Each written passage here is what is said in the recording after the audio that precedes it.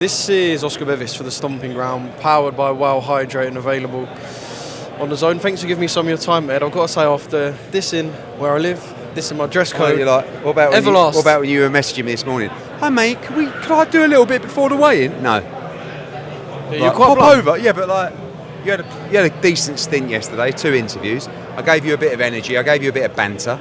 What more do you want? Am I not going to get the energy and banter today? No, we've finished the weigh-in. We're ready to go, mate. What else you got to say? A lot. Always. That's why I'm at here.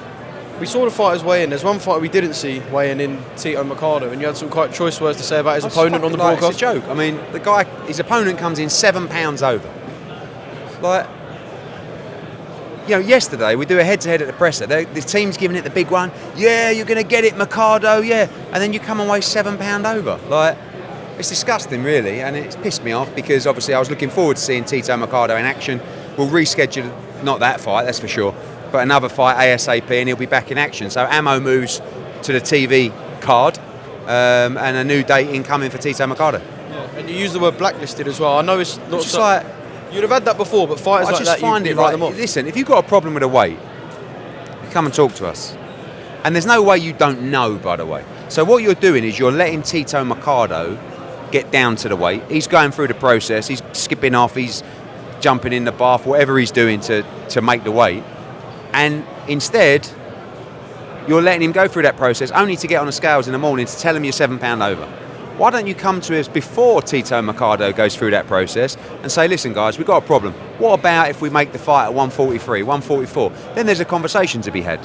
But instead, they did it, in my opinion, the coward's way, which was to get out of the fight. That's what I think they've done, and very disappointing. Yeah.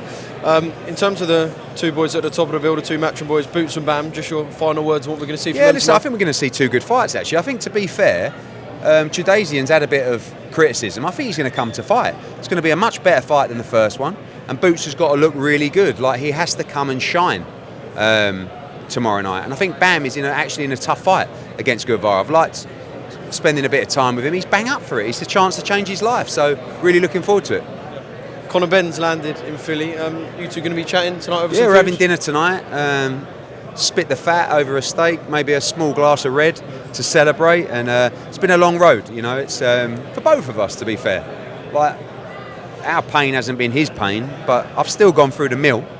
And it's nice just, at this point, it's difficult not to gloat, but we're not going to do it. We just want to get back to work. We want him to be able to perform. It's been over 2 years, and now back to work in a massive fight, and looking forward to the emergence of really feels like a new British boxing star. Yeah.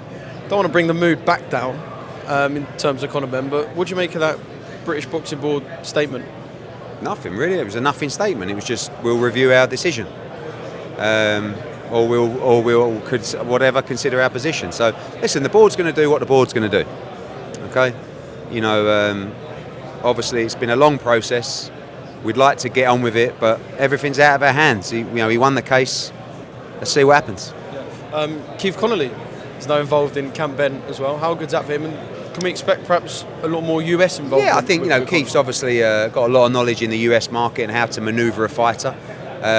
We've got a great team in Team Conor Benn, and we do a lot of work with Keith. Edgar Berlanga, Khalil Coe, Mark Castro, of course, Danny Jacobs, where it all started for us in America. So got a good history, and it'd be important to get his opinion on how to move in potentially in America as well. Yeah. What did you make of Simon Jordan's comments on Conor Benn yesterday on TalkSport? I didn't even hear him, mate. What did he say? Yeah. Just that he believes that Conor's still got more to prove until this case can be completely. The day that you try and justify what Simon Jordan says is the day you might as well pack up.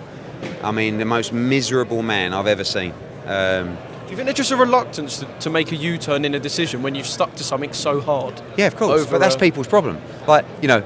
What he would have said previously was Conor has to go through the NADP hearing. So Conor goes through the NADP hearing. Everything is outlined and he wins, cleared of any wrongdoing.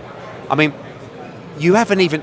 This is a little bit like someone appearing in court for a crime, having the whole process heard, being cleared of that crime, yet you are still... Oh, no, that's not good enough. He's had 3 different hearings, right? And he's won the WBC one, he won the initial UKAD one, now he's won the National Anti-Doping Panel.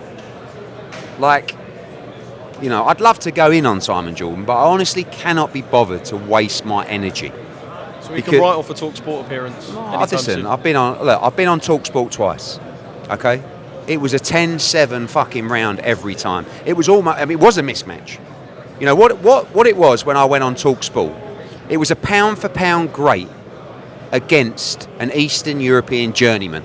You know when you see one of those tragic mismatches where the man that thinks he knows everything didn't just meet his match, he met the GOAT and he got his arse handed to him on a plate. That's what happened to Simon Jordan. I'm more than happy to go in again and do it all over again, but really I've got better things to do. So let's just move on and enjoy this moment for Conor Benn where he invigorates and injects a new lease of life in British boxing. I mean, Simon's made an enemy of Frank Warren now also. Of course, but this is how Simon Jordan gets paid. He has to be controversial. He has to make enemies. Because otherwise he's irrelevant. So his whole thing is trying to cause an argument. That's all right, I don't hate it. Everyone's got to make a living. And that's how he makes his living. God bless him. I make my living out of talking. Other people make their living out of going working in a bank. Simon makes his living out of being incredibly miserable. Well, let's move on then. Let's move on. Anthony Joshua, what's the latest as we stand here today? Nothing. I mean, you ask me this question every interview, so does everybody else. He's not going to be ready for February 22nd, but he will be ready for May or June. His next fight, in my opinion, will be Daniel Dubois or Tyson Fury. I know people keep asking, what's the Anthony Joshua injury? Will he release what his injury is? For a fighter, is that a sign of weakness? Yeah, of course. So, we had it recently with Jack Catterall.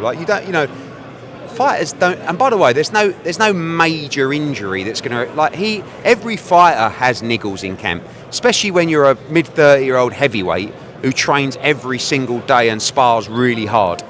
There's nothing that's going to be a long-term problem. It's just for a turnaround of a 5 or 6 week break after a defeat like that, it's just not possible to be 100%. That's all. Yeah. But we are all guilty, and you included, of asking for fighters proving of certain injuries in the past. We've all done it. Yeah, I mean, if you're pulling out of a fight, a contracted fight, you would generally have to provide the receipts, the medical receipts to say this is the issue. But we don't. We just got to say, are you ready for February 22nd? No, we're not. But again, it's not. There's no, I don't know, tear in the bicep. There's just wear and tear that means that he can't go into training camp with the same intensity that he would want to if he was to be 100%. That's all. Does this all happen because Anthony Joshua is because Anthony Joshua is the biggest name in boxing? As much as that hurts certain people, that is fact, and that's why you ask me about him every single day. It's the first time I've asked you about him this week. Probably not. No, it is. Is it? I doubt it. You can watch the stomping ground back. Oh, I'd love to. I'll do that tonight when I get in, honestly. I think what I'll do when I get in is I'll watch all our interviews from this week. Be amazing. I saw Todd Dubois say that, I know obviously Fury's got the task of Usyk in front of him, but the natural fight to make would be, if Tyson Fury was to beat Usyk, would be the Daniel Dubois fight. Do you envisage a bit of a situation where, although we beg... Natural fight for who? If Fury was to win, would be Fury Dubois. Do you envisage a situation where... How's that a natural fight? So tell me this. Tyson Fury, there's a natural fight. It's 20 million to fight Daniel Dubois or double to fight Anthony Joshua. The natural fight is AJ against Tyson Fury. They just can't admit it to themselves because it fucking hurts them so bad. Do you know what I mean? AJ, I'm sorry, and you know I'm number one fan. AJ's still the king, baby. You need him for the payday. You need Anthony Joshua for the payday, baby. And we'll take our time, we'll make the right decision, but when we come back, we'll be ready to kick some ass. Right. Dubois Bakoli, do you like that fight? It's not happening in a million years. You don't think Martin Bakoli will be... That fight. How far down the list do you think Martin Bakoli is? He's a very good fighter, but he brings no value to the table in terms of money. You've got to understand this is a money game. Prize fighting. Daniel Dubois just beating Anthony Joshua at Wembley. What's the one thing Daniel Dubois and his dad's going to be saying? Give me the money. You can't generate it against Martin Bakoli. And he's a very good fighter, but he's going to have to get himself in a mandatory position. I believe the purse bid with Ajit Kabayel is next week. Just a couple more. On your Q&A on Instagram, you said that there's 5-6 new signings. Can you give any clues or even dates when there will be announced these signings? 2 or 3 Olympians, former world champions, former undisputed world champions. Lot to come. Yeah, one of them, Pat Brown? Pat Brown, he's a fighter I would love to sign, but we'll see.